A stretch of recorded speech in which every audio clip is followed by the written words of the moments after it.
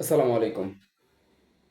Iran America যুদ্ধবিরতির মধ্যেই France মোটামুটি এই যুদ্ধে যোগ দেওয়ার মতো একটা প্রিপারেশন সেরে ফেলেছে, বা সহজে বলতে পারেন হরমুজ প্রণালীর ওসিলায় ফ্রান্স এখন রণতরী পাঠাচ্ছে। হরমুজ প্রণালীতে পাঠাচ্ছে বলতে কি, পৌঁছে গেছে, লোহিত সাগর পার করেছে। লোহিত সাগর পার করলে আর কত দূর? তো ফ্রান্স মোটামুটি যুক্তরাষ্ট্রের চাপে বা যুক্তরাষ্ট্রের সাথে সম্পর্ক রক্ষার্থে এখন মার্কিন প্রেসিডেন্ট ডোনাল্ড ট্রাম্পের চাপে হলেও তারা হরমুজ প্রণালীতে তাদের বিমানবাহী রণতরী পাঠিয়েছে। যদিও তারা বলছে নিরপেক্ষ যে জাহাজগুলো আছে বা আন্তর্জাতিক যে টাস্ক ফোর্স গঠনের পরিকল্পনা চলছে ইউকেতে, প্রায় 40টি দেশের সামরিক বাহিনী বা 40টি দেশের নৌবাহিনীকে নিয়ে একটি আন্তর্জাতিক টাস্ক ফোর্স গঠন করার পরিকল্পনা করছে ইউকে। এটার হয়তোবা আনুষ্ঠানিক ঘোষণা আগামী 2-3 দিনের মধ্যে আসতে পারে। প্রথমে ইউকে যেটা করেছিল, প্রায় 40টির মতো দেশকে নিয়ে তারা একটা জোট গঠন করে, হরমুজ প্রণালীকে মুক্ত রাখার জোট। এখন এটাকে ধীরে ধীরে ধীরে ধীরে সামরিক দিকে এগিয়ে নিচ্ছে। ফ্রান্স আর ব্রিটেন প্রথমে তাদের যে রণতরীগুলো আছে সেই রণতরীগুলোকে মধ্যপ্রাচ্যে পাঠিয়েছে বলতে পারেন।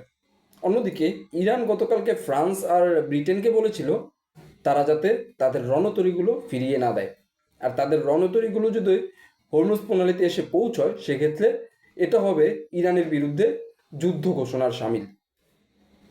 আর এর মধ্যে ফ্রান্সের রণতরী লোহিত সাগর পার করেছে, লোহিত সাগর পার করে এখন হরমুজ প্রণালীর দিকে এগিয়ে যাচ্ছে। এখন ঘটনা হচ্ছে যে ইউরোপ, যে ফ্রান্স, ব্রিটেন, জার্মানি এতদিন কা করছিল যে আসলে তারা যুক্তরাষ্ট্রের সাথে যুদ্ধে জড়াবে না বা যুক্তরাষ্ট্রকে কোনো ধরনের সহায়তা করবে না।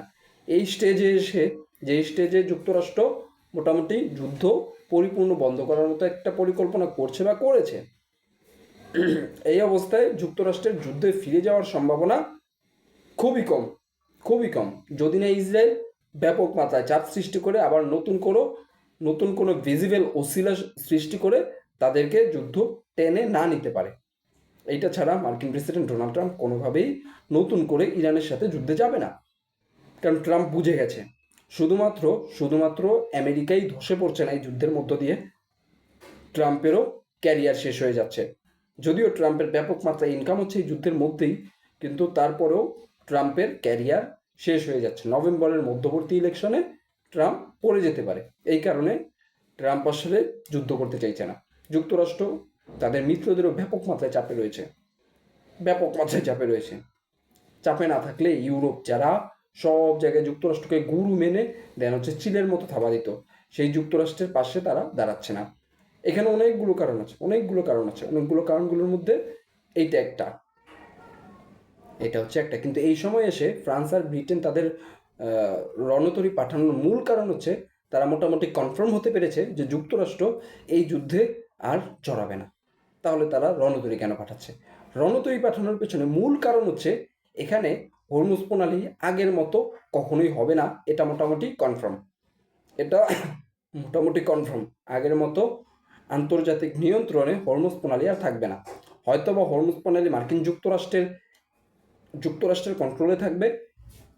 আগেও যুক্তরাষ্ট্রের কন্ট্রোলে ছিল কিন্তু ইনভিজিবলি, বাট এখন ভিজিবলি যুক্তরাষ্ট্রের কন্ট্রোলে থাকবে। অথবা অথবা ইরান আর চীনের যেই লবি আছে বা চীনের যে শক্তি আছে সেই পক্ষের কন্ট্রোলে থাকবে। এখন এটার নিরপেক্ষ থাকার কোনো সুযোগ নেই। এটা কনফার্ম যে হরমুজ প্রণালী হয়তোবা ইরানের দখলে যাবে, নয়তোবা যুক্তরাষ্ট্রের নতুন দখল সেটার উপর আসবে। এই ধরনের একটা পরিবেশ তৈরি হয়েছে। আর এই পরিবেশে ফ্রান্স আর ব্রিটেন নিজেদের হক নেয়ার জন্য বা নিজেদের যেই পার্সেন্টেজ আছে সেই পার্সেন্টেজ নেয়ার জন্যই এখন ধীরে ধীরে সামনে এগোচ্ছে এবং যুক্তরাষ্ট্রের সাথে কাঁধে কাঁধ মিলিয়ে তাদের পার্সেন্টেজ নেয়ার মতো একটা পরিস্থিতি তৈরি করছে, যাতে করে তারা মধ্যপ্রাচ্য থেকে হারিয়ে না যায়, তাদেরকে মধ্যপ্রাচ্য থেকে হারিয়ে যেতে না হয়। কিন্তু এই অবস্থায় মার্কিন প্রেসিডেন্ট ডোনাল্ড ট্রাম্প কতটুকু তাদেরকে ছাড় দেয় সেটা বড় একটা প্রশ্নের বিষয়। এখানে ভাগ বাটোয়ারা আগে যুক্তরাষ্ট্র যেভাবে করতো, মিত্রদের নিয়ে মিত্রদের কিছু দিত, নিজে কিছু খেত। কিন্তু মার্কিন প্রেসিডেন্ট ডোনাল্ড ট্রাম্পের কথা হচ্ছে, মিত্র মিত্র আমি কিছু বুঝি না, আমার যেটা লাগবে আমার সেটা লাগবে, আমি ডানে বামে কাউকে কিছু দেখবো না, কাউকে কিছু দিব না, কারোর সাথে কোনো নেগোসিয়েশন করব না। এই হচ্ছে ট্রাম্পের কথা। ট্রাম্প কোনো দিকে চাইছে না, কোনো কিছু দেখছে না, সে জাস্ট তার নিজেরটা দেখছে, নিজেরটা বলছে, নিজেরটা চাইছে। এই হচ্ছে মার্কিন প্রেসিডেন্ট ডোনাল্ড ট্রাম্পের অবস্থা। এই অবস্থায় দেখা যাক ফ্রান্স আর ব্রিটেন কতটুকু তাদের স্বার্থ হাসিল করতে পারে। যদিও মোটামুটি কনফার্ম যুদ্ধ হবে না, কিন্তু যদি ভিজিবলি কোনো কিছু ঘটে সেক্ষেত্রে, যেহেতু তারা রণতরী পাঠিয়েছে, এমনটাও ঘটতে পারে যুক্তরাষ্ট্রের সাথে ফ্রান্স ও ব্রিটেনও যুদ্ধে যোগ দিতে পারে।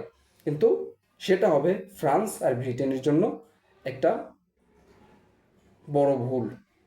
কেননা মার্কিন যুক্তরাষ্ট্র যেখানে ইরানের সাথে কুলিয়ে উঠতে পারেনি, এই যুদ্ধবিরতিতে যুক্তরাষ্ট্র যেই পরিমাণ অস্ত্র মজুত করেছে বা যেই পরিমাণ অস্ত্রে সজ্জিত হয়েছে, ইরান তার চেয়েও বেশি অস্ত্রে সজ্জিত হয়েছে, তার চেয়েও বেশি ডিফেন্স ইকুইপমেন্ট জড়ো করেছে। আর এখানে চীন রাশিয়ার সহায়তা সবচেয়ে বেশি পেয়েছে যুদ্ধের মধ্যে, এই যুদ্ধবিরতির মধ্যে। দেখা যাক আগামী পরিস্থিতি কোন দিকে যায়, ট্রাম্প কোথায় গিয়ে দাঁড়ায়। অবশেষে ট্রাম্প অবশ্য বিজয়ী ঘোষণা করে দেন হচ্ছে এই যুদ্ধ শেষ করবে, কিন্তু দিন শেষে কোথায় গিয়ে এটা শেষ করে সেটা এখন প্রশ্নের বিষয়। তাহলে আজ রাখছি এখানে, ভালো থাকবেন, সুস্থ থাকবেন, কমেন্ট করে অবশ্যই আপনার মতামত জানাবেন।